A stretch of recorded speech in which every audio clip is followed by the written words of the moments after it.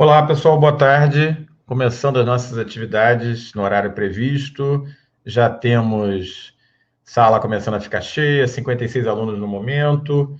Queria mandar um beijo para vocês, dar as boas-vindas a todo mundo, né, para essa aula de lesões elementares em dermatologia, que é a lesão inicial da disciplina de dermatologia e que, tanto para graduação como para pós-graduação, é fundamental para que vocês possam caminhar dentro da especialidade e, como médicos, mesmo que não façam a dermatologia, terem uma boa noção, saibam descrever as lesões apropriadamente.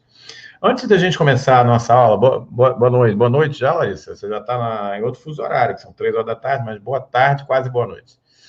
Eu queria apresentar para vocês um novo projeto. Muitos de vocês estão acompanhando a gente nesse período de quarentena. A gente tem feito muitas atividades gratuitas online por uma plataforma de ensino digital chamada Pele Digital. A Pele Digital fez uma parceria com o Instituto Protetores da Pele e vai oferecer uma bolsa remunerada a um aluno de graduação que tenha interesse de ajudar nas atividades digitais na área de dermatologia. Então, daqui a pouco eu vou disponibilizar a forma de vocês submeterem o seu currículo e os seus nomes, né, a essa atividade que é remunerada, tá?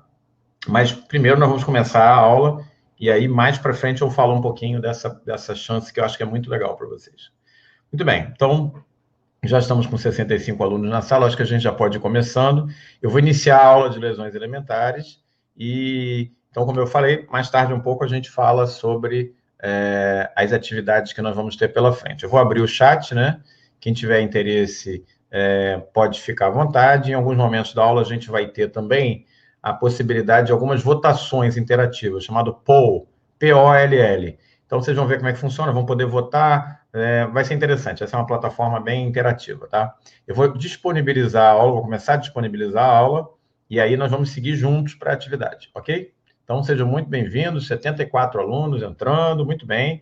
Essa é uma atividade originalmente prevista para os alunos de graduação da Universidade Federal do Estado do Rio de Janeiro, de Rio, que eu expandi o convite para que alunos das ligas de dermatologia pudessem nos acompanhar, porque em muitas universidades as aulas ainda não voltaram, e é sempre um prazer, as portas estão abertas para receber vocês. Recentemente eu participei de um evento fantástico, organizado pelas ligas de dermatologia aqui no Rio de Janeiro, chamado Ciderge, e muitos de vocês aqui estiveram envolvidos, inclusive, na organização.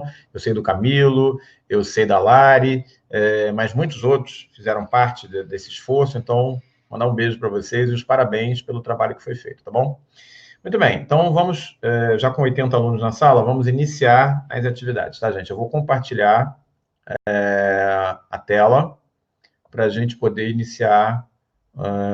Deixa eu ver aqui, cadê? Guia do Chrome, deixa eu ver, cadê? Tela inteira.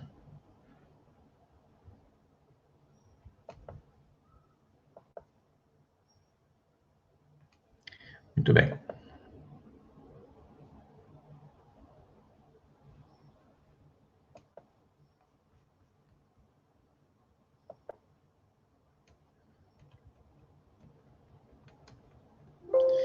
Muito bem, nós vamos então iniciar a nossa atividade de hoje falando sobre as lesões elementares da pele. Então, nós temos... eu tenho a minha ligação institucional com a Universidade Federal do Rio de Janeiro, UFRJ, com a Universidade Federal do Estado do Rio de Janeiro, Unirio. A gente está recebendo todo o pessoal da graduação da Unirio hoje para essa aula. Eu sou professor de dermatologia, chefe de serviço da Policlínica Geral do Rio de Janeiro. Esse aqui é o nosso livro, que para quem não conhece, eu tenho um livro voltado para a graduação, chamado Dermatologia Fundamental. Além disso, a gente fundou e dirige, né, a plataforma de ensino Pele Digital, que tem sido um alento, tem ajudado muitas pessoas nesse período de pandemia, né? E o Instituto Protetores da Pele, que faz muitas atividades de extensão para a população, principalmente aqui no Rio de Janeiro. Então, minha formação é essa, né? Eu queria me apresentar. Eu tenho mestrado e doutorado em dermatologia pela UFRJ, no período de 93 a 98. Depois eu saí fiz um pós-doutorado em imunodermatologia no período 2001-2002. Essa é a razão principal pela qual eu tenho trabalhado muito com Covid nesse período. E lá na Universidade Federal do Estado do Rio de Janeiro, eu sou professor associado, eu tenho até que atualizar, está aí com adjunto, eu já sou professor associado, livre-docente, docente permanente do curso de pós-graduação em Clínica Médica da UFRJ, médico do Serviço de Imunologia do Hospital Universitário Clementino Fraga Filho, eu trabalho muito com dermatite atópica. Lá na Policlínica Geral do Rio de Janeiro, eu sou professor titular, chefe de serviço, e algumas outras funções minhas institucionais na Academia Nacional de Medicina, Sociedade Brasileira de Dermatologia, Colégio Ibero-Latino-Americano de Dermatologia. Esse é meu e-mail de contato. É um prazer compartilhar material com vocês.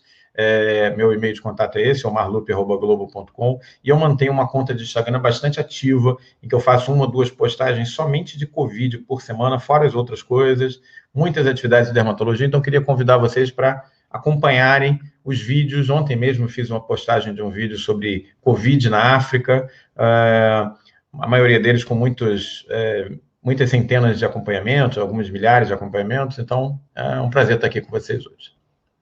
Bom, as lesões elementares são alterações morfológicas da pele resultantes de estímulos diversos. Então, diversas coisas podem causar lesões elementares, podem induzir essas lesões elementares. Desde causas infecciosas até causas inflamatórias, neoplásicas, genéticas, metabólicas, circulatórias, degenerativas e traumáticas. Eu acho que o mais importante, e eu gosto de sempre mostrar esse slide, foi que nós vamos ver hoje durante o andamento da aula, foi o que me levou a fazer dermatologia 30 anos atrás.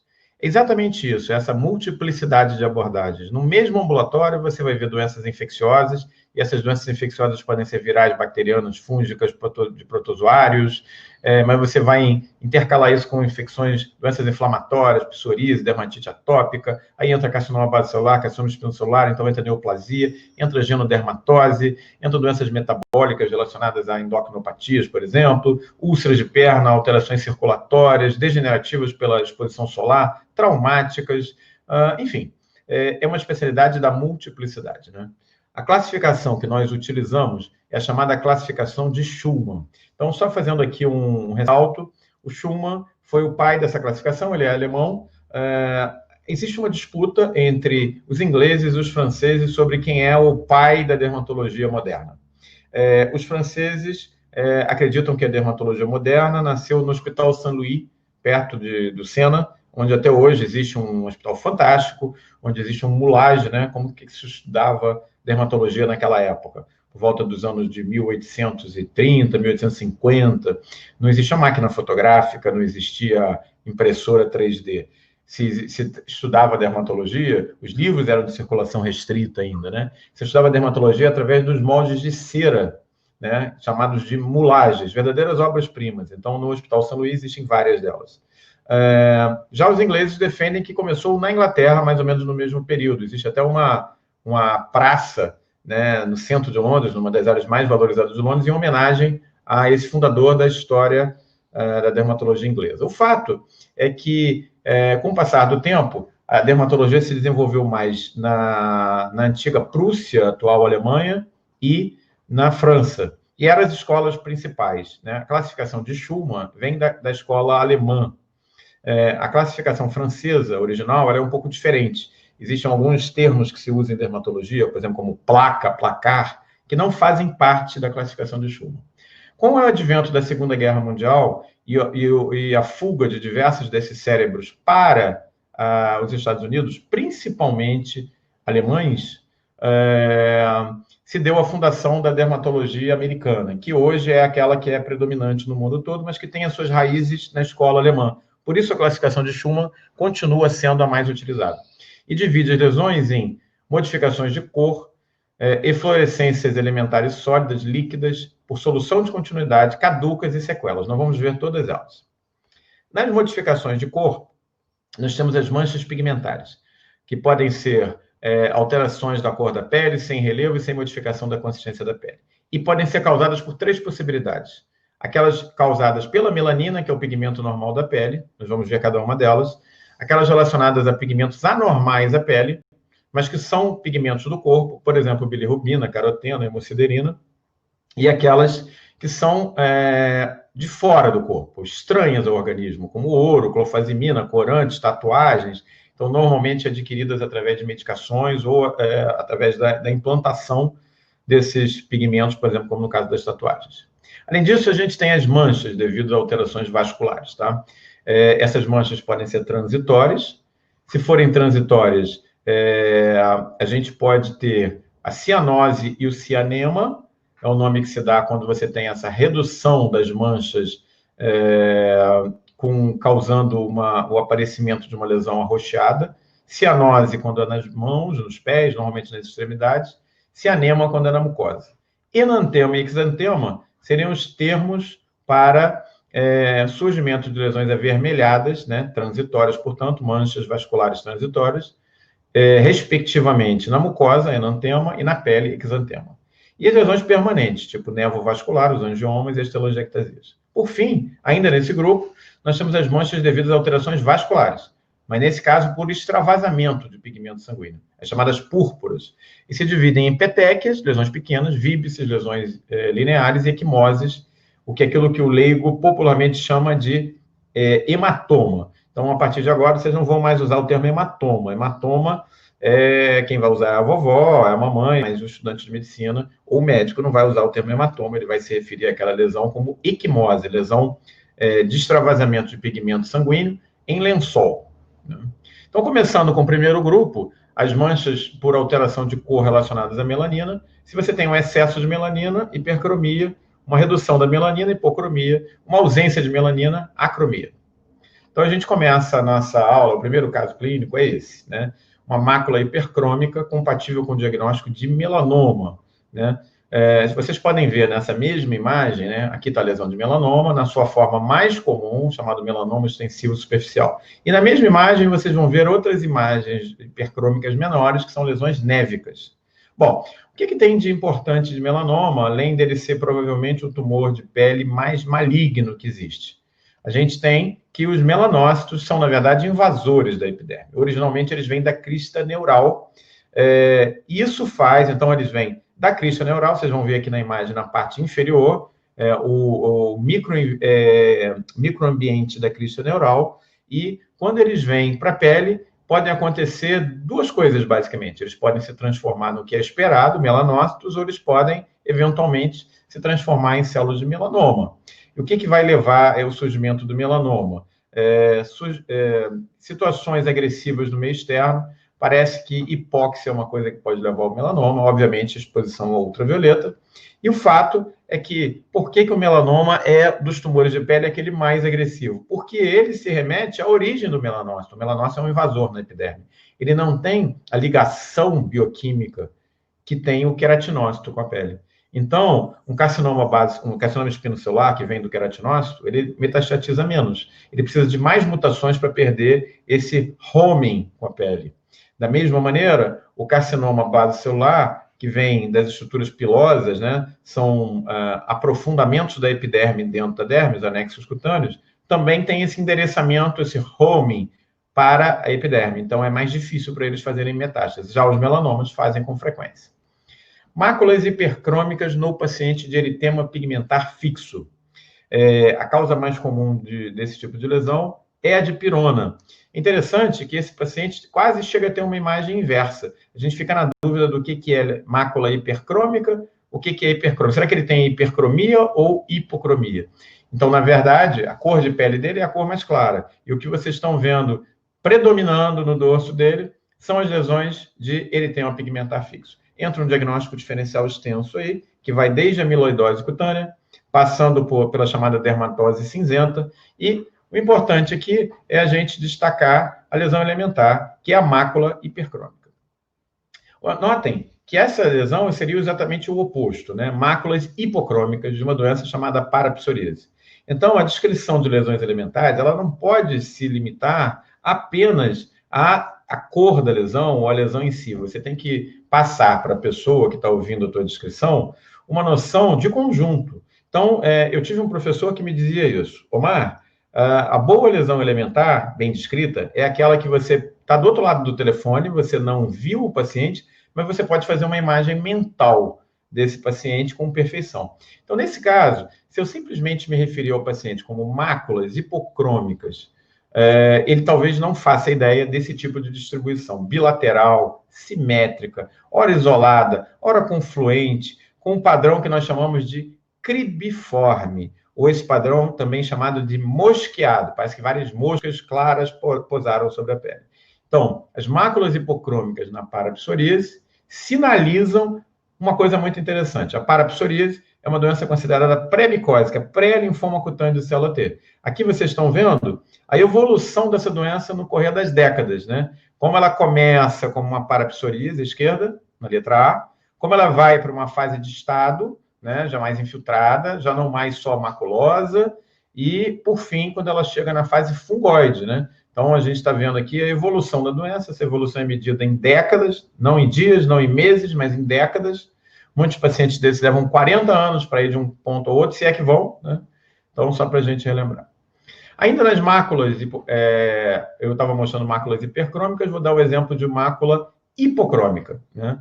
Então, o que vocês estão vendo aqui é uma mácula hipocrômica, em alguns casos, em algumas localizações, acrômica, acompanhada de poliose. Poliose é o nome que se dá técnico ao embranquecimento do cabelo pontual, como vocês estão vendo, na mãe e no filho. Quando a pessoa envelhece e o cabelo muda de cor de uma maneira geral, a gente não chama de poliose, a gente chama de canice. Canice escrito com C, tá, gente? Que é o envelhecimento, é o embranquecimento pelo envelhecimento da pele. Obviamente que quando a gente tem a mãe e o filho e uma localização praticamente igual das lesões, isso tem que acender na gente a possibilidade de que isso não seja um vitiligo, que é a causa mais comum para as lesões acrômicas e hipocrômicas. E realmente o piebaldismo ele é descrito desde a época da colonização da América. Quando a colonização americana se iniciou e começou a haver muita miscigenação, essa miscigenação levava, obviamente, a crianças que eram filhas de brancos com indígenas, ameríndios, brancos com negros, que foram trazidos para as lavouras de cana-de-açúcar, ou de índios com negros. E quando essas crianças com a síndrome chamada piebaldismo começaram a surgir, na ignorância daquele momento, por volta dos anos 1500, 1600, se acreditava que crianças piebaldas, as chamadas crianças leopardo, eram fruto de relações extraconjugais. As pessoas não tinham a noção na época, porque a África e a Europa, até certo ponto, elas eram continentes até então que viviam em separados geograficamente, que quando pessoas de raça negra e pessoas de raça branca geravam descendentes, esses descendentes teriam uma cor de pele intermediária, seriam os mulatos, seriam, enfim, fototipo 5, fototipo 4. E quando eles viam pacientes com essas lesões, eles acreditavam que a mulher que deu origem à criança tinha tido uma relação extraconjugal. Então, existem muitas descrições históricas dessa época, do século XVI, principalmente, de que essas crianças eram mortas e muitas vezes as mães eram mortas, porque os pais, a família, acreditava que tinha havido relações extraconjugais. Notem que, mais recentemente, a foto de cima à esquerda, que fala do Leopard Boy, isso era colocado em livros e essas crianças eram, inclusive, apresentadas como atrações de circos, de tão diferentes que elas pareciam aos olhos das pessoas, já no século XVII, século XVIII. Na verdade, elas têm uma genodermatose, uma falha específica da migração de melanócitos para essas áreas que são hipocrômicas e acrômicas, por falha da expressão da molécula codificada pelo gene KIT, K-I-T. Muito bem. Vamos, então, falar um pouco agora das manchas de alteração vascular. Como eu comentei inicialmente, elas podem ser o eritema, a cor avermelhada, né, pelo maior afluxo de sangue na pele, cianose, que é o oposto, redução da vascularização, acúmulo do sangue venoso. Cianema é o nome que a gente dá para cianose de áreas mucosas. Enantema, o eritema nas áreas mucosas. E exantema, a gente guarda mais esse termo, quando você tem um eritema, muitas vezes puntiforme, ele não precisa ser homogêneo, disseminado e de surgimento agudo. Né? Então, vamos ver algumas opções. Esse aqui é provavelmente a fitofotodermatose mais extensa que eu já vi. Aluno de medicina foi preparar uma caipirinha, o limão caiu na região pré-external, escorreu, ele tomou sol e ele fez essa extensa lesão eritematose, lesão de fitofotodermatose, fito, planta, foto, luz, dermatose. Dermatose causada pela exposição a plantas e exacerbada pela luz do sol. Olhem o aspecto escorrido da lesão. Esse aspecto escorreu pela pele, ele também pegou no punho, onde estava exposto ali as gotas de limão, desceu até provavelmente o short, ou a calça, ou a bermuda, parou ali um tempo, depois a quantidade foi muita, continuou escorrendo com suave, vocês estão vendo um ponto de lesão escorrida abaixo do umbigo. Então, lembrar que muitas plantas, como as plantas cítricas, as laranjas, o limão, são relacionadas a esse tipo de lesão. E na nossa realidade, né, aqui no Brasil, muito comum o uso da figueira. Pessoas que querem ficar bronzeadas descobriram que fazendo um chá com a folha da figueira, elas bronzeiam mais fácil. Só que a chance de erro de você fazer uma fitofotodermatose com a figueira é muito grande. Então, obviamente, isso não deve ser estimulado, gente. Cianose subungueal das extremidades, fica fácil, né? A gente vê o leito ungueal completamente roxo. Essa é a grande beleza da dermatologia, né? A gente não precisa imaginar uma bulha B3, B4, desdobramento de bulha, a gente pode mostrar as lesões de maneira clara, né? E aqui um eritema, gente, um eritema na síndrome de Dress, tá? O eritema, tá aí, a lesão elementar talvez mais básica, sempre existe uma regra de ouro que diz que na dermatologia, na descrição de lesão elementar, a gente tem que começar pela alteração de cor. A alteração sólida e líquida vem depois, nunca antes. Então, você nunca vai descrever uma lesão como papuloeritematose, e sim como eritematopapulosa, tá? Então, lesões elementares sólidas e líquidas vêm como descrição conjunta, mas as de cor vêm antes. As outras caducas, que eu me referi no início, né, sequelas e tal, elas são elementares secundárias, elas são descritas no final, tá? Então, a ordem é essa. Lesão eritêmato infiltrada, eritêmato, sempre começando com a cor, né? Notem que essa paciente, além da lesão eritematosa, vocês estão vendo ali a perna dela, vocês estão vendo o antebraço, mas no rosto, além do eritema, ela tem um edema centrofacial, afetando a região de glabela, que é o termo que a gente dá para essa região entre os olhos, descendo para o nariz, se estendendo até o lábio superior, e que levou essa paciente a ter a perda da sobrancelha bilateral. Sobrancelha, gente, não sobrancelha. Não faz sombra sobre o anselho, é a sobrancelha, sobre o anselho, tá? Então, a gente tem que ter cuidado para não falar errado. E a perda da sobrancelha chama-se madarose. Síndrome Dress não é o nome de uma doença, é um acrônimo, né? Que significa reação à droga com eosinofilia e sintomas sistêmicos. Tá aí a síndrome Dress. Vocês estão vendo ali nas alterações clínicas da síndrome Dress, existe o exantema, a eosinofilia, a hepatite, mas uma coisa interessante que eu queria destacar, embaixo, no gráfico de baixo, o aumento da sorologia para herpes vírus de vários tipos, citomegalovírus, Epstein-Barr, herpes vírus 6 e herpes vírus 7. Qual é a relação real da Dress com esses herpes vírus? Nenhuma.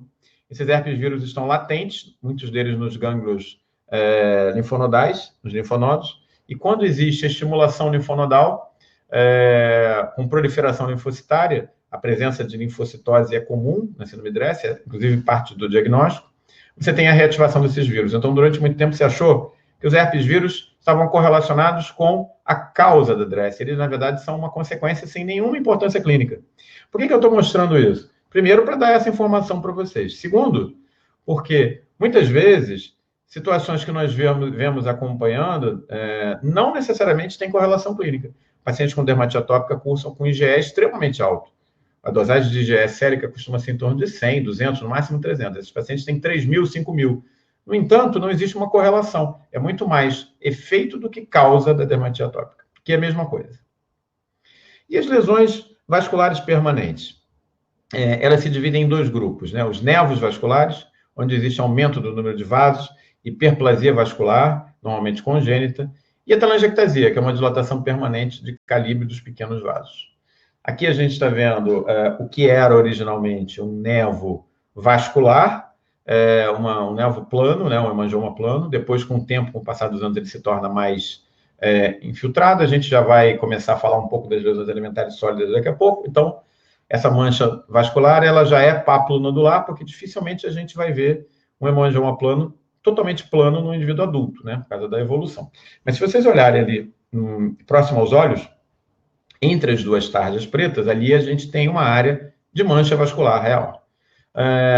Hoje a gente já sabe bastante sobre a etiopatogenia relacionada ao surgimento dos hemangiomas, dos nervos vasculares. A gente já sabe quais são as enzimas, quais são as moléculas, melhor dizendo, importantes na proliferação do compartimento venoso, que é principalmente a EPHB4 e, do outro lado, do componente arterial, do receptáculo arterial, a Eprefin B2.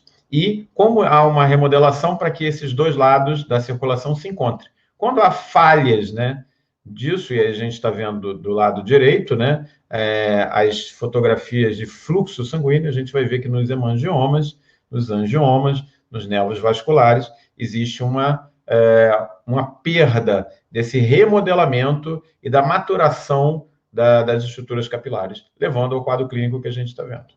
Ainda nessa linha, as telangiectasias, o chamado spider nevus, o nevo-aranha, que é muito característico da insuficiência hepática, mas que vai acontecer em várias situações.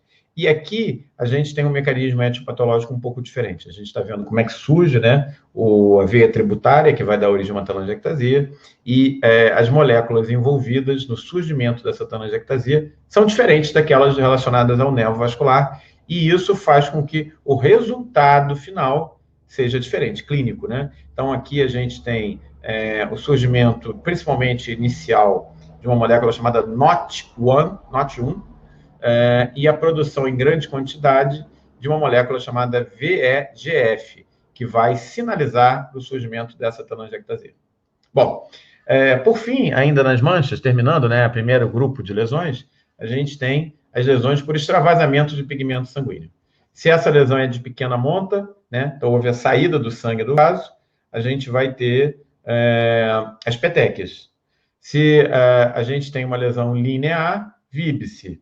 E se essa lesão é uma lesão em lençol, a equimose. A equimose eu já comentei anteriormente, é o nome popular que a gente dá, é o hematoma, mas vocês não vão mais falar assim, tá?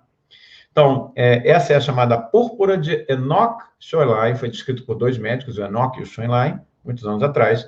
É característica de púrpuras puntiformes, pequenas, como essas que vocês estão vendo, basicamente afetando nádegas e membros inferiores, classicamente afetando crianças e adolescentes, depois de infecção respiratória, frequentemente relacionadas com dor abdominal e eventualmente hematúria. E aí tem uma coisa importante das vasculites que nós precisamos lembrar, que onde quer que haja microcirculação, são órgãos de choque para as vasculites. Então, quando a gente vê uma vasculite como essa que eu estou mostrando, a gente tem que entender que é bem provável que os outros órgãos estejam afetados, né? Então, o sistema nervoso central, os olhos, todos aqueles que têm microcirculação. E dois são muito importantes, mais talvez do que os outros. O sistema digestório, né, se manifestando com, eventualmente, melena, dor abdominal, e os rins com a hematúria.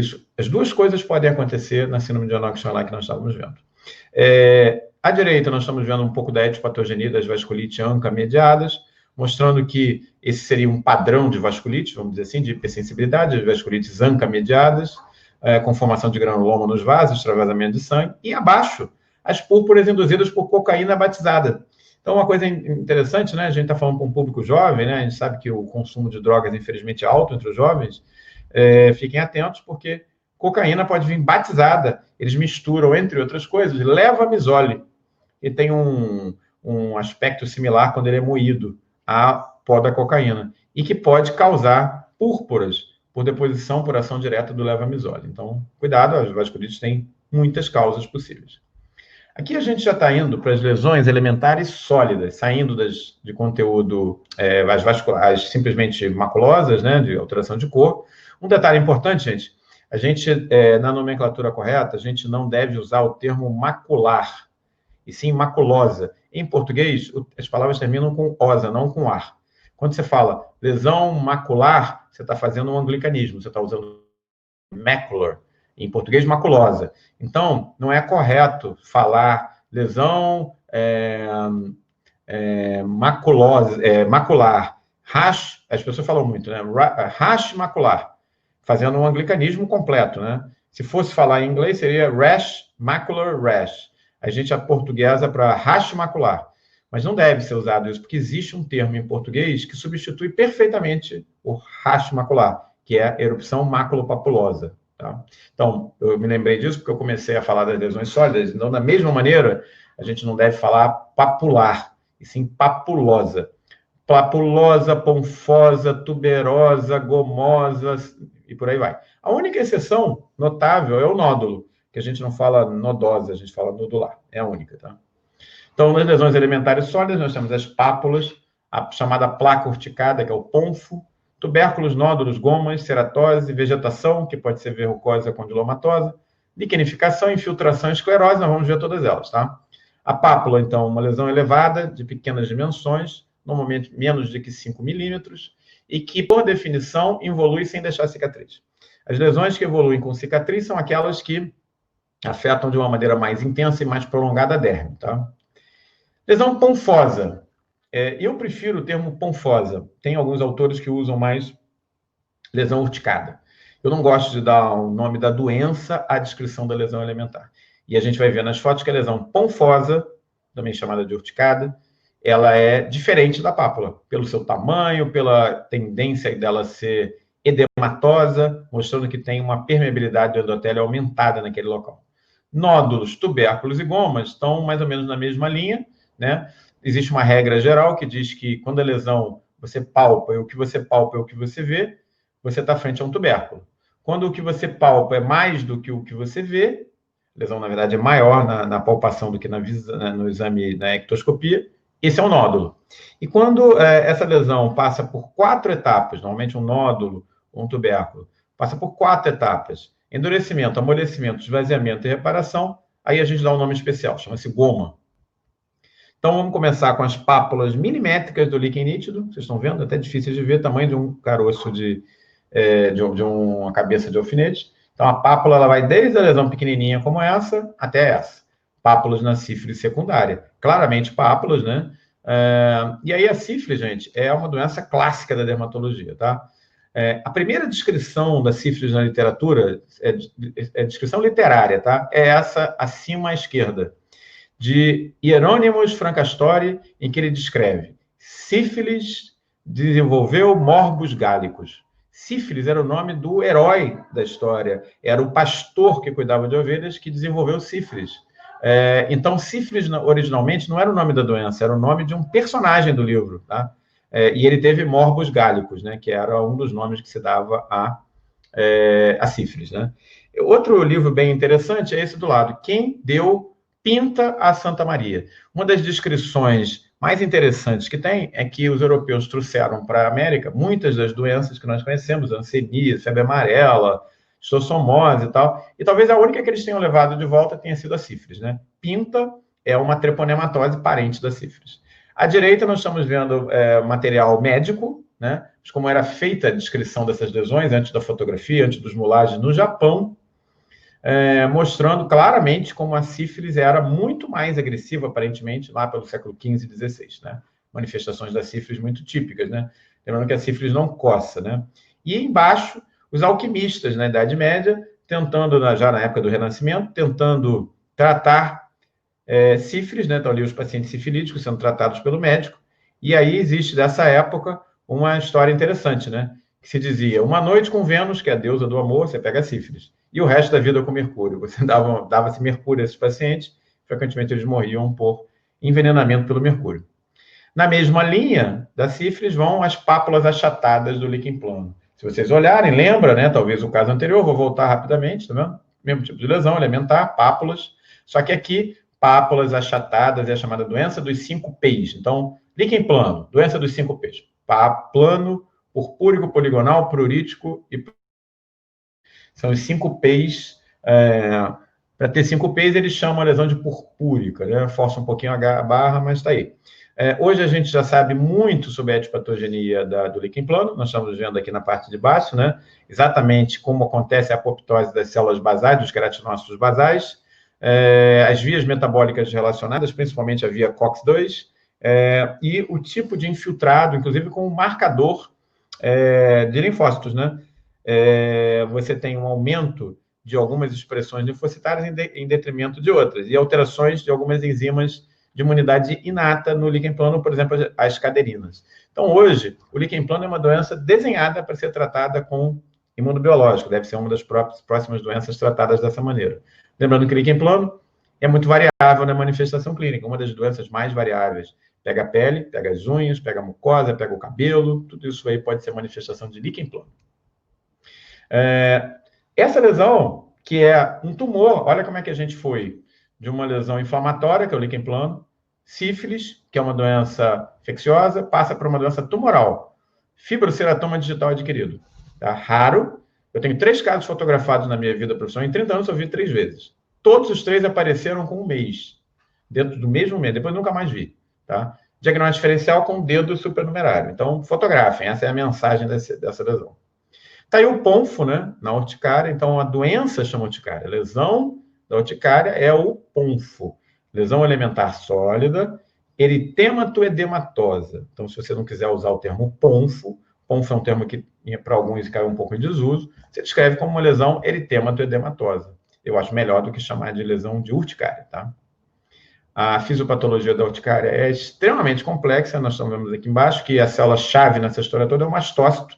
Vocês estão vendo aí a quantidade de enzimas, de substâncias vasoativas que ele libera, né? Se conta quase que a 2 ou 3 dúzias, e que causam ativação nas terminações nervosas, o prurido, o extravasamento, a vasodilatação e o recrutamento de outras células. Então, a urticária hoje, caminhando para o seu controle com as novas drogas que foram introduzidas recentemente. Está no mesmo grupo, né, das lesões elementares sólidas, as pápulas. E aí eu separei para vocês essa paciente que tem pápulas e nódulos, pápulas das lesões menores, nódulos das lesões maiores. Por que ela tem tantas lesões? Porque ela tem uma doença chamada síndrome do nervo basocelular. E aí eu vou contar uma história legal sobre isso.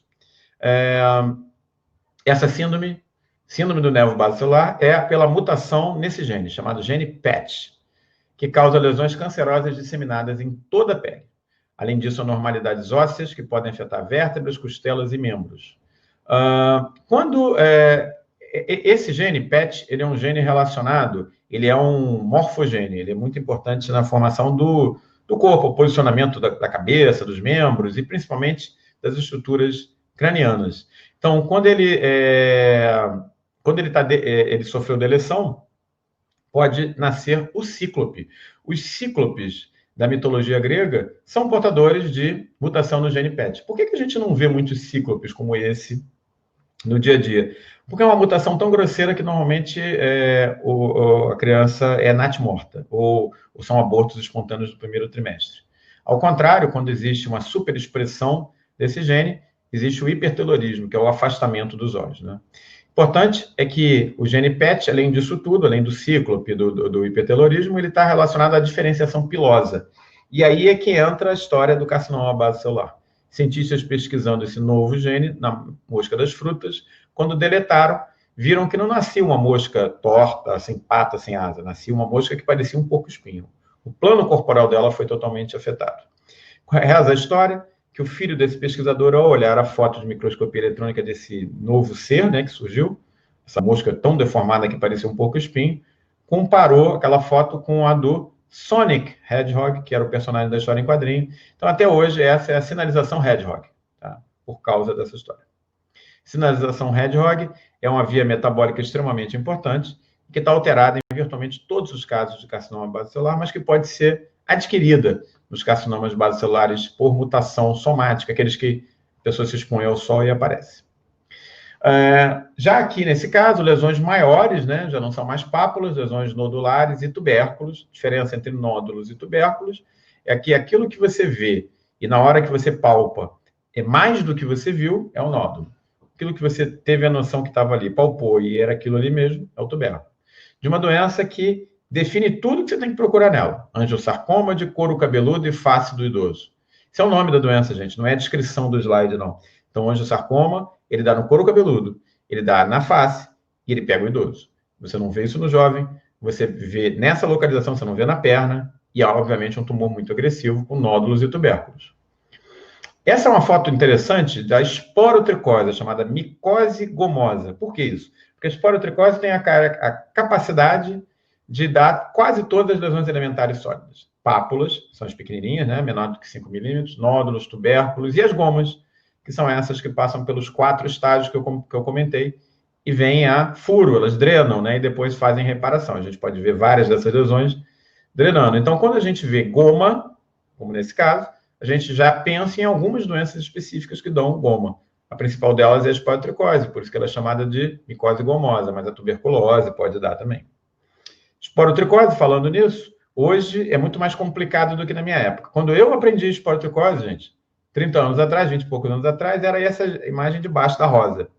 Era uma doença no solo e nas plantas, era uma doença das pessoas que lidavam, jardineiros e tal, e que os espinhos eram muito comuns. Hoje isso mudou, né? Hoje o vetor principal nas áreas urbanas são os gatos são extremamente sensíveis.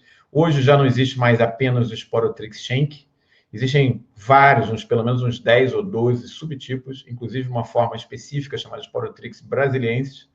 E nós estamos vendo aqui, olha, o Brasil ali, ó, marcado no mapa em amarelo, com o caso de Sporotrix brasiliensis e essa transmissão por gatos, né, que se transformaram numa área muito importante, né, um vetor muito importante. No mapa inferior, a gente vai ver as áreas hiperendêmicas no mundo, que pega o Brasil, África do Sul e China. São os 3 países. Gomas também estão presentes no escrofuloderma, que é o nome que a gente dá para tuberculose, que pega a pele, os gânglios, ossos e que há lesões diretas para a pele. Então, essa lesão que vocês estão vendo é nódulo tuberosa, mas ela tem saída de secreção, ela passou pelas 4 etapas e a gente passa a chamar de goma, né? Falando em tuberculose, esse aqui é um timeline da tuberculose, mostrando que a tuberculose já estava descrita desde a época do Egito, está lá, ó, 3.700 a.C., tem múmias com alterações de ossos relacionadas à tuberculose. Aí depois o Hipócrates, 400 a.C., na época dos gregos, já faz uma descrição clínica muito próxima do que a gente tem hoje. Aí, olha só, no ano de 1500 vem o Fracastório, aquele mesmo que nós encontramos ali atrás, que fez o livro sobre sífilis, que tem... Sífilis era o pastor que tem morbus... a sífilis atual, né? Ele também fez uma descrição da tuberculose, né? Morbus gálicos, né? Depois, o Pasteur, 1860, falando da transmissão respiratória, e aí veio o nome, né? A chamada peste branca, né? White Plague, a praga branca, para fazer diferença com a peste negra, que era justamente transmitida pela pulga dos ratos, né? A peste bubônica. Então, essas eram as doenças que assustavam as pessoas. Vocês vão ver aí pelo timeline o surgimento dos principais tratamentos, streptomicina, zoniazida, tambutol, rifampicina, entre os anos 44 e 63. E como agora a gente não tem drogas novas, e pelo contrário, o surgimento das cepas resistentes, né? Então, olha, essa imagem não é muito diferente do momento de medo que a gente passa pela Covid, né? O medo na época era a tuberculose. Para a gente continuar, né, e terminar o grupo das lesões elementares sólidas, a gente tem as ceratoses, lesões sólidas relacionadas ao espessamento da epiderme, então, especificamente a camada córnea, né, principalmente a camada córnea, a epiderme. As vegetações, que são lesões do aspecto em couve-flor, e que a gente deve dividi-las entre verrucosas e condilomatosas, esse é o certo. As lesões em áreas secas têm que ser chamadas de verrucosas, em áreas úmidas, condilomatosas. Então, o certo, na nomenclatura dermatológica, é que a gente nunca fale que a lesão é somente vegetante, ela tem que ser vegetante verrucosa ou vegetante condilomatosa. Liquenificação, que é o espessamento dos sulcos da pele, está presente em algumas circunstâncias muito específicas, principalmente relacionadas ao prurido. A infiltração, que é o nome que a gente dá, é mais fácil mostrar para vocês, o espessamento difuso da pele, também é marcador de algumas doenças específicas. E a esclerose, que deixa a pele endurecida. Então, vou começar com a ceratose plantar aqui na psoríase. O diagnóstico diferencial desse tipo de lesão são as ceratodermias palmoplantares. E uma delas, é muito interessante da gente comentar, está aí, é chamado mal de Meleda. Quando essa ceratodermia sai da região puramente palmoplantar e vai para o dorso da mão e do pé, a gente chama de ceratodermia transgressiva. Nessa ilha de Meleda, fica lá no litoral da Bósnia, da Croácia, da Bósnia. É uma pequena ilha, e que, se vocês forem, por exemplo, a Croácia, é um destino turístico, vocês podem, a Ilha de Meleda, eu já vi as fotos, é muito bonita, só que muito casamento endogâmico. Então, existe uma grande proporção a queratodermia de Meleda, que não é só caracterizada pela ceratodermia, vocês podem ver aqui embaixo, é grande surgimento de outras lesões juntos, né? Miosites, knuckle pads e por aí vai.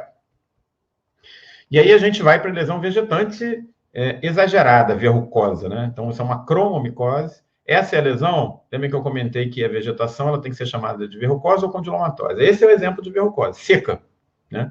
Lesão vegetante verrucosa, está aí a cromomicose, causada pelo fungo, é um fungo demácio, um fungo escuro, está aí a microscopia eletrônica dele, e como ele se assesta na pele, na derme, muitas vezes até na epiderme, como a gente está vendo aqui nessas fotos. E é diferente, gente, desse quadro. Essa seria a lesão vegetante condilomatosa. A gente está vendo um carcinoma epidermoide de vulva.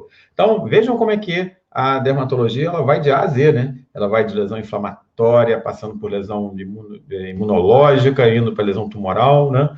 Esse tipo de lesão muito relacionado ao HPV, muito agressivo, né? O Brasil é um dos campeões mundiais de carcinoma vegetante de vulva, além de colo de útero, e leva muitas vezes à infertilidade, nesse caso aí a mutilação genital e até a morte, né?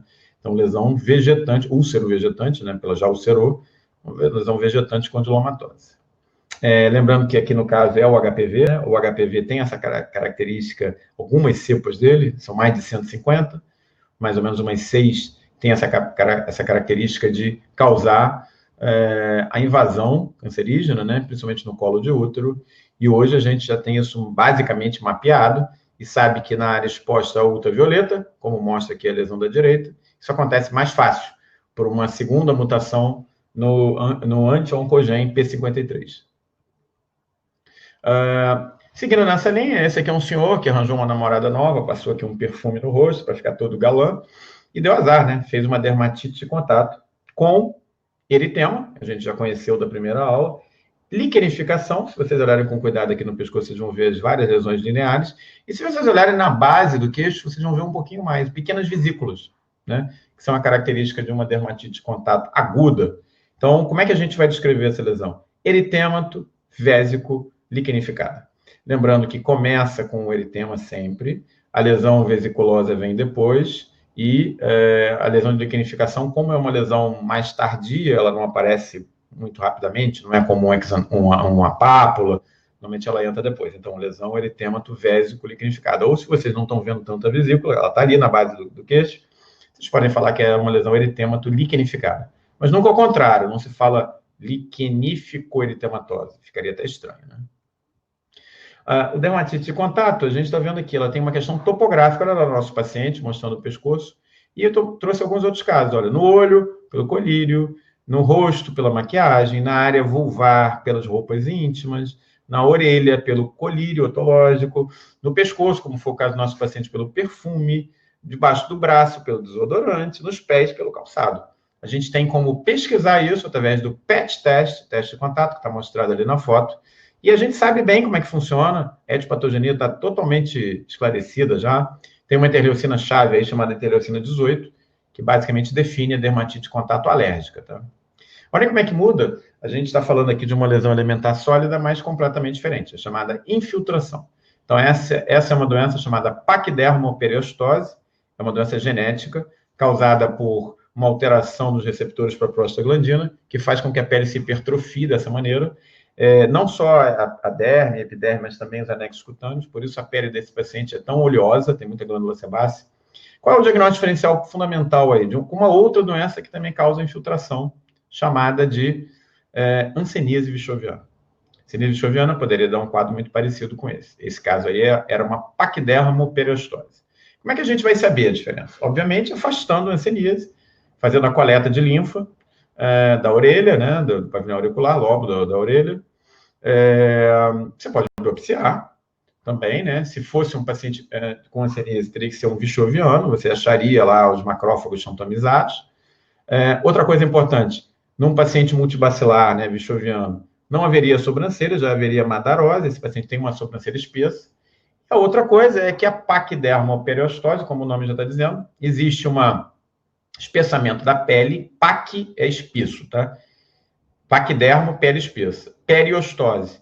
Os ossos, principalmente punho e tornozelo, são muito grossos, né? Então, existe uma periostose, uma proliferação do periósteo. Então, as duas coisas é fácil de você avaliar. Você pode pedir um raio-x simples de punho, de tornozelo, ou simplesmente olhar para o paciente, porque como existe uma periostose, o punho e o tornozelo dele são anormalmente grossos.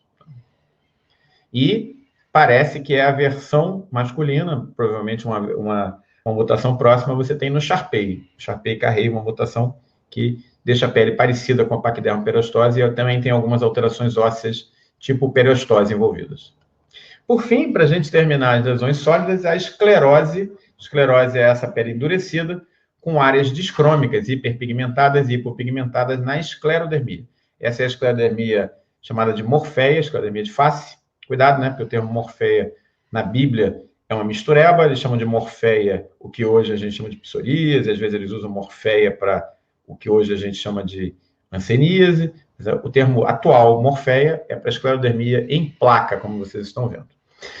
Notem o pavilhão auricular, como houve uma reabsorção das partes moles, você não vê mais o lobo da orelha, né? E como as lesões elementares começam a se somar.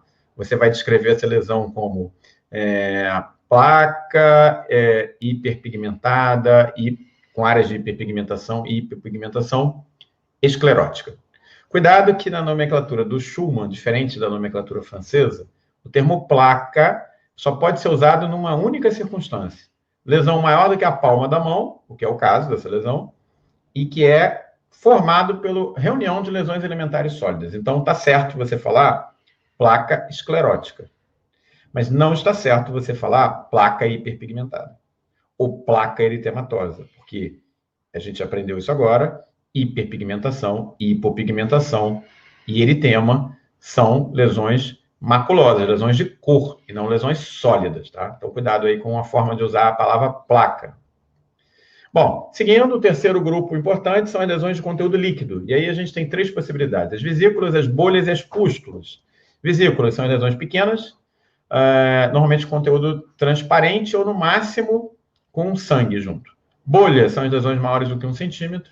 E a pústula é quando, independente do tamanho, ela tem pus dentro. Então, aqui a gente está vendo as vesículas agrupadas numa base eritematosa, características da infecção herpética. Vesículas agrupadas com base eritematosa. Olha como é que as lesões elementares já começam a vir juntas, né? Não são simplesmente vesículas, pequenas lesões de conteúdo líquido, elas são agrupadas. Isso é que é o aspecto chamado de herpetiforme. E elas estão numa base vermelha, que a gente já aprendeu que chama eritema. Vesículas agrupadas sobre base eritematosa. Tá? Por que não é um herpes zoster? Porque que também tem o mesmo tipo de lesão alimentar. Porque é bilateral. O herpes zoster é uma doença unilateral. Tem diagnóstico diferencial? Tem. Ele pode ter uma dermatite de contato aguda, por exemplo, um colírio que ele pingou nos 2 olhos. Mas aí vai ter prurido, e essa lesão é dolorosa, tem febre, tem adenomegalia, então já fica diferente. Lembrando que o herpes é o chamado inimigo íntimo. 90% da população adulta é portador do vírus herpes, tá? Labial ou genital. Notem que quem tem o herpes não tem o herpes na boca ou no lábio, como o nome sugere, ou na área genital. O herpes reside no gânglio paravertebral que inerva aquela área. Então, se você tem herpes labial, o seu gânglio trigeminal está afetado. Se você tem herpes genital, o seu gânglio sacral está afetado. Outro quadro interessante é a chamada dermatite herpetiforme. Olha que coisa interessante, é uma doença imunológica, uma doença autoimune, em que você tem surgimento de lesões vesiculosas, que se parecem com herpes. Olha essa lesão letra C, inferior, vesículas, algumas até já um pouco maiores, quase bolhas, agrupadas sob uma base eritematosa. Muito pruriginosas, mas não são nas áreas de eleição do herpes, não é na boca, não é na área genital. E aí, quando você faz a imunofluorescência, você vai ter uma surpresa, tem um depósito de IgA linear na junção dermoepidérmica.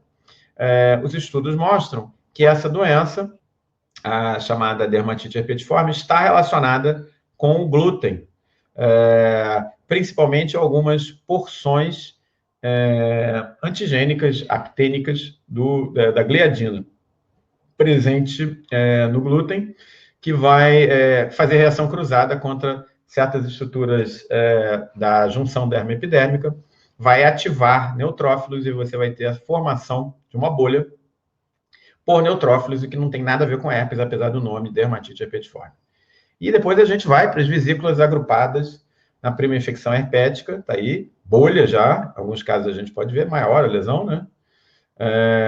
E uma outra doença que se caracteriza mais pela presença das bolhas, o chamado pemfigode bolhoso. Notem que pode ser na boca, pode ser nos olhos, pode ser na pele, e aqui a gente tem a formação da doença autoimune, parecida com a dermatite herpetiforme, com a formação de bolhas cheias de eosinófilos. Então, pequenas diferenças na expressão antigênica, lá era gliadina, era relacionado a uma reação cruzada com algumas estruturas vindas do glúten, e aqui são estruturas da junção dermo-epidérmica, né? Já estão mapeados os antígenos relacionados ao bullous pemphigoide BP, por isso que tem aqui na imagem à esquerda, BP 230 e BP 180. E o que a gente vai ter no pempfigode bolhoso? Tudo. Surgimento de vesículas, bolhas e pústulas. Então, aqui, para a gente ver bem a diferença, as pequenininhas são vesículas, as grandes, claras, citrinas, são bolhas, e as que têm conteúdo com pus, algumas aqui romperam e está escorrendo pus, pústulas. Então, aqui é fácil, né? São só 3 lesões, fica mais fácil da gente usar. Bom, aqui a gente faz uma inflexão, a gente já viu as lesões por alteração de cor, maculosas, alterações sólidas e alterações de conteúdo líquido. Com isso, a gente já viu todas as chamadas lesões elementares primárias, tá? Sempre as lesões elementares primárias são descritas primeiro, elas são primárias, dos que as que vão vir agora, chamadas lesões elementares secundárias. Então, existem as lesões por solução de continuidade, escoriação, erosão, exulceração, ulceração e úlcera, nós vamos ver. Na verdade, elas vão descendo na estrutura da pele, né? Se pega só uma área muito superficial da epiderme, por mecanismo traumático ou por coçadura, a gente chama de escoriação. Se perde somente a epiderme, erosão. Se afeta a derme papilar, exulceração. Ulceração, você já pode ter uma lesão mais profunda, que pega a derme toda.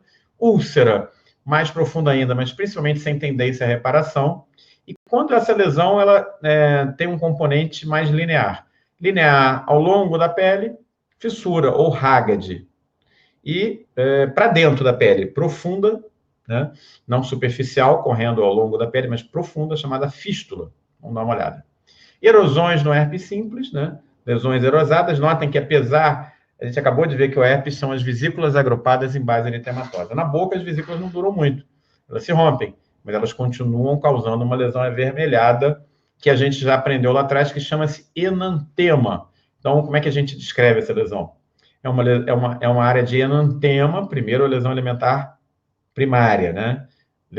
Área de enantema recoberta por lesões erosadas, tá? Essa já é uma lesão um pouquinho mais profunda, uma ulceração, né? Já pegou a derme, já pode deixar cicatriz, cancro duro da sífilis primária. Cancro duro da sífilis primária é lesão de inoculação do treponema, tá? Normalmente lesão única, pênis, a gente vai ver com mais frequência, na genitália feminina é mais difícil da gente observar. Não tem a diferença para uma úlcera do pioderma gangrenoso. Essa úlcera é uma úlcera muito específica que faz com que a gente pense rapidamente em pioderma gangrenoso.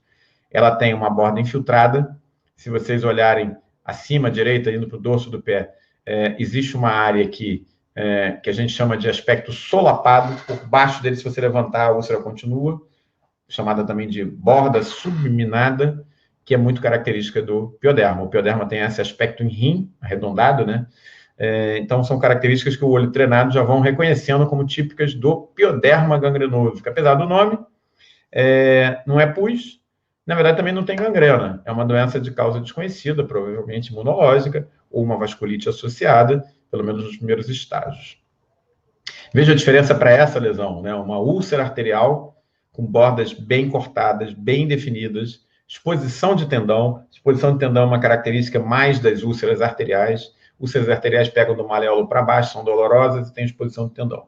Úlceras venosas pegam do maléolo para cima, dificilmente têm exposição de tendão, não são muito dolorosas e são mais crônicas, né, com a borda calosa.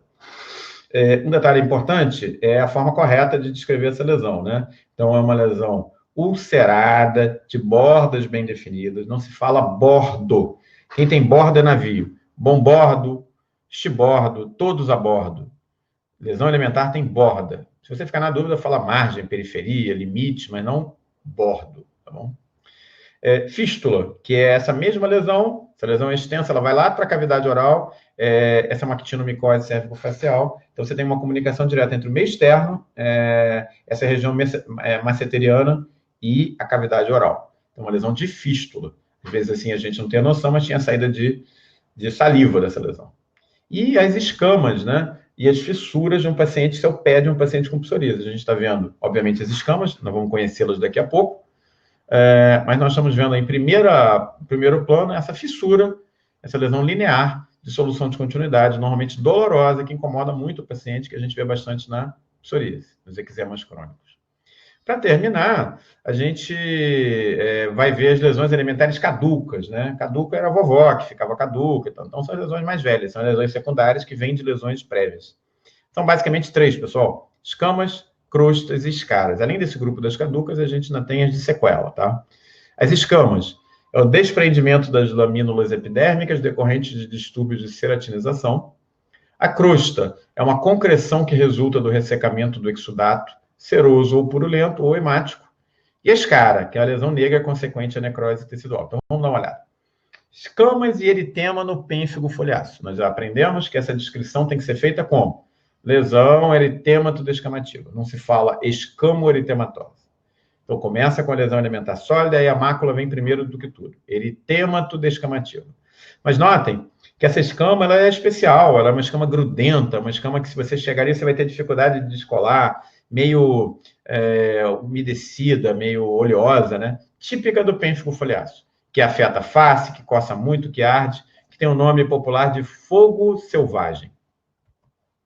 Diferente dessa, ele tem uma descamação generalizada na psoríase eritrodérmica. Notem a diferença das escamas. São escamas também generalizadas, mas secas, com outro padrão. Já se sabe muito da psoríase, né? Aí as áreas de eleição da psoríase e muito da etiopatogenia.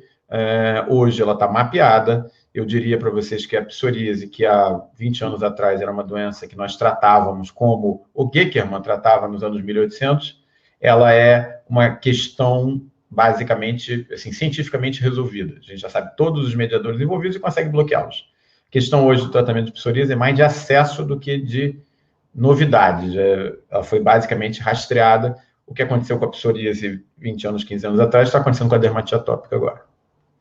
Esse é um caso bem interessante, é uma crostemática de uma doença muito rara, chamada hidroa vaciniforme de Bazin. Tem gente que acha que tem alguma similaridade com as porfirias, tem gente que acha que não. Essa doença dá nos adolescentes, surgem essas vesículas que evoluem para crostas hemáticas nesse caso, né, com as bolhas que tinham conteúdo hemático, e regridem. Normalmente, no caso da hidroa, diferente da porfiria, ela é benigna e tem uma evolução limitada aos jovens, né? O interessante da hidroa e também da porfiria é a descrição que eles aproximam, por exemplo, dos vampiros. É possível que a descrição original dos vampiros tenha vindo de lesões como essas, em que a pessoa fica com deformidades nas áreas expostas quando toma sol. E se acredita que o aleijadinho, que está aqui embaixo, teve o corpo exumado, fosse portador de porfiria também. Existe uma disputa muito grande, o que ele tinha? O que causou o aleijão dele? Se era arseníase, se era porfiria, mas os ossos dele eram ossos muito avermelhados e reforçam a possibilidade de que fosse uma porfiria. E aqui, a gente está vendo a escara. Cuidado também com essa lesão alimentar, porque muita gente usa de forma errada. O que nós estamos vendo aqui é uma grande lesão ulcerada, de bordas bem definidas, fundo vegetante até certo ponto condilomatoso e uma escara, essa área enegrecida, que corresponde à topografia original, o jeito que a pele tinha ali, só que ela se mumificou. Cuidado, porque muitos pacientes idosos acamados fazem, atenção, úlceras de decúbito, não escaras de decúbito. A úlcera pode até ter escara, essa área enegrecida, mas a maior parte do que a gente vê são apenas úlceras de decúbito e são chamadas popularmente de escaras, tá, de decúbito. Para terminar, nós vamos ver o último grupo, as lesões elementares de sequela. E são duas: as atrofias, diminuição da espessura da pele, consequente diminuição do número ou tamanho das células em qualquer camada da pele, e as cicatrizes. Então, atrofias e cicatrizes. O exemplo clássico das atrofias são as estrias, chamadas de stretch marks. Em inglês, estrias. muito comuns no crescimento exagerado do adolescente, muito comuns na gravidez, muito comuns nos obesos, né? Então, a gente já tem uma noção clara também de que as estrias rubras, as estrias vermelhas, têm um padrão histopatológico diferente das estrias álbicas brancas, né? As estrias brancas são mais difíceis de tratar, e a gente sabe basicamente como é que elas funcionam.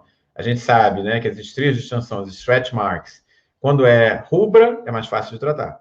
Quando é branca, estrias brancas, é mais difícil. Por fim, a gente tem as cicatrizes. O último grupo, e a gente tem que fazer aqui uma menção a um dado importante na hora de descrever. Existe cicatriz hipertrófica, lesão elementar é cicatriz hipertrófica. Vocês estão vendo aqui uma paciente que passou por uma laparotomia, ficou essa cicatriz feia, fez uma abertura da cavidade abdominal, foi feito ponto de aproximação, e aí ficou essa cicatriz feia. Lesão elementar aqui, cicatriz hipertrófica. Nome da doença que ele tem, cicatriz hipertrófica. Diferente disso, isso é um queloide. Ele teve 3 ou 4 lesões de acne e ficou com essa mega cicatriz hipertrófica na região pré-external. A lesão elementar é a mesma, chama-se cicatriz hipertrófica. Mas a doença é queloide. Então, cuidado, porque o termo cicatriz hipertrófica pode designar a doença cicatriz hipertrófica ou a lesão elementar cicatriz hipertrófica. Então, tanto a cicatriz hipertrófica doença quanto o queloide, a lesão elementar é cicatriz hipertrófica.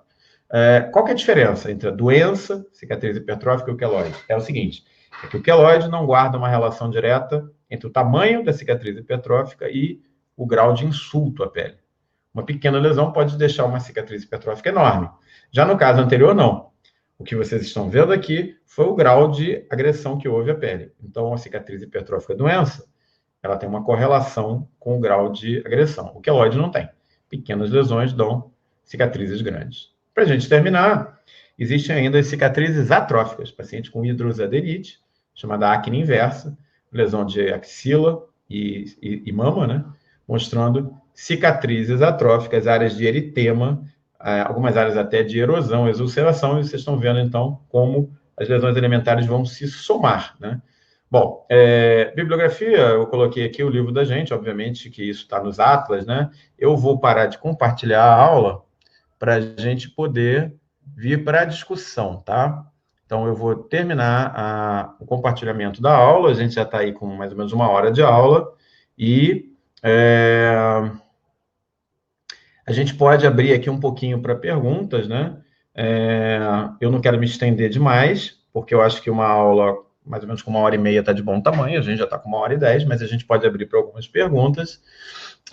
E eu queria aproveitar para fazer um convite para vocês, tá? Então, antes do convite, né? Essa é a aula de lesões elementares. Lesões elementares têm algumas características muito especiais na dermatologia. Quais são essas características especiais, gente? Nós temos um alfabeto próprio, o dermatologista tem um alfabeto próprio. É diferente do alfabeto da clínica médica, é um alfabeto que pouca gente domina adequadamente. Então, vocês vão ver na vida profissional de vocês que muitas vezes nós somos chamados para pareceres, as pessoas vêm discutir com a gente e simplesmente o que elas estão colocando como diagnóstico diferencial não tem o menor cabimento. O menor cabimento, porque falta a elas uma noção básica do que é a lesão elementar. Então, o domínio da lesão elementar, e muito bacana, hein? A gente está com mais de 110 alunos, muito legal, é fundamental e é um instrumento de trabalho. Existem dados da Associação Médica Brasileira mostrando o seguinte, que do total de pacientes que procuram um gastroenterologista com dor abdominal, ou dor epigástrica, do total de pacientes, 85% vão sair com pedido de endoscopia digestiva. Ok. Do total de pacientes que procuram um clínico pneumologista com tosse produtiva, 90% saem com pedido de raio-x de tórax. Ok.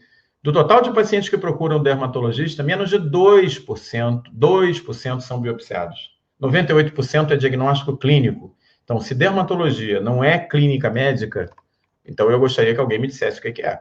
É uma clínica médica com características específicas, com características próprias, com características muito peculiares, que fazem com que você tenha que identificar a lesão elementar, ver como elas se integram, né? Eu sempre costumo falar com os alunos, deem uma olhada no paciente de longe para ter uma noção global e depois mais de perto para ver a lesão alimentar. É importante também como elas se integram, tá? Bom, o que eu queria falar para vocês mais? Eu queria fazer um convite. Nós vamos abrir uma monitoria remunerada. Essa monitoria remunerada é pela plataforma Pele Digital. Eu vou escrever aqui agora qual é o e-mail. Normalmente a gente faria isso pelo correio, mas não é possível fazer pelo correio no momento, porque o correio está em greve em boa parte do Brasil. Então eu vou disponibilizar para vocês um e-mail. Esse e-mail está aí digitado, chama-se gerenciaipp2@gmail.com. E a gente vai dar um prazo até o dia 20/9, eu vou digitar aqui também, 20/9, 20 de setembro, opa, saiu errado setembro aqui, 20 de setembro é o deadline, tá tudo anotadinho aí, tá? Então, quem tiver interesse de ser monitor remunerado pelo Instituto Protetores da Pele para fazer funções docentes com a gente na plataforma Pele Digital, a gente vai dar essa oportunidade. A gente vai selecionar um estudante de medicina, pode ser de qualquer parte do Brasil, porque essas coisas são feitas online, então não precisa ser presencial, não precisa estar aqui no Rio, pode estar de qualquer parte do Brasil. Ele vai receber o correspondente a uma bolsa da FAPERJ, Fundação de Amparo à Pesquisa do Rio de Janeiro, para a bolsa de iniciação científica por 1 ano, tá? E vai participar de funções junto com a gente no backstage, na parte de trás do Pele Digital, que é essa plataforma gigante de ensino em dermatologia. Então, quem tiver interesse, envia o seu currículo para o Instituto Protetores da Pele, para esse e-mail que eu coloquei, gerência IPP2, tá? IPP de Instituto Protetores da Pele, IPP2@gmail.com, até o dia 20. O que a gente receber até o dia 20 vai ser contado.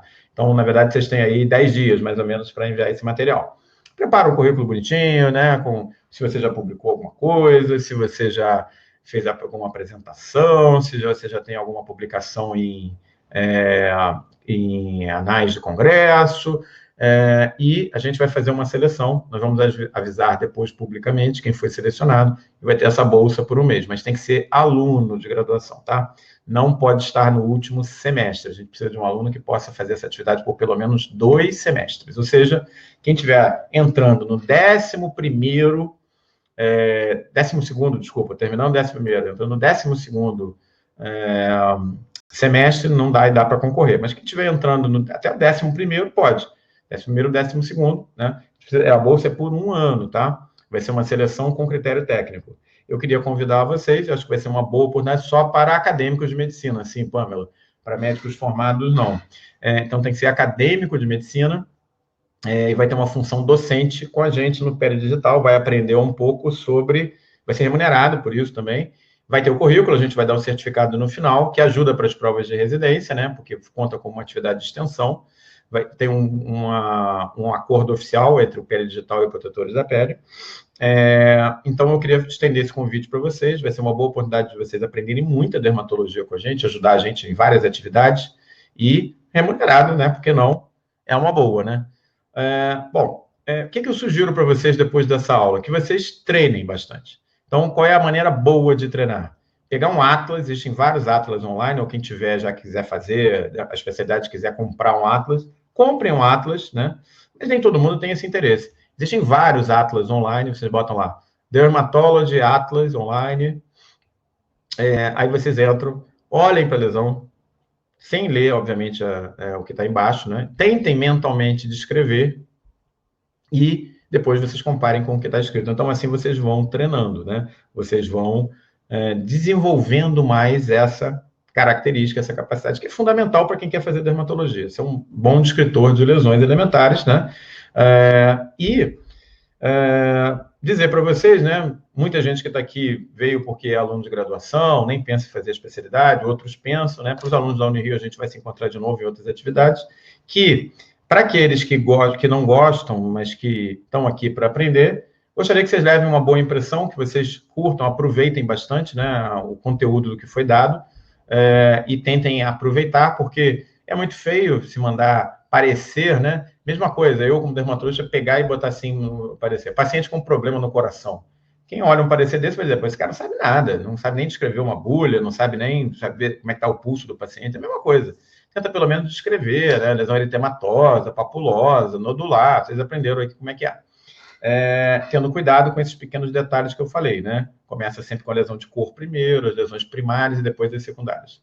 Para aqueles que querem fazer dermatologia, bem-vindos. Isso é uma especialidade maravilhosa, que não vai ter rotina, gente. Não tem coisa melhor. Você entra no teu consultório, você entra no seu ambulatório, onde você estiver trabalhando, e você vai ver na mesma tarde, se você olhar 20 pacientes, você vai ver tumor, você vai ver doença infecciosa, vai ver parasitose, vai ver dermatose, vai ver de tudo. É muito variado, é muito legal.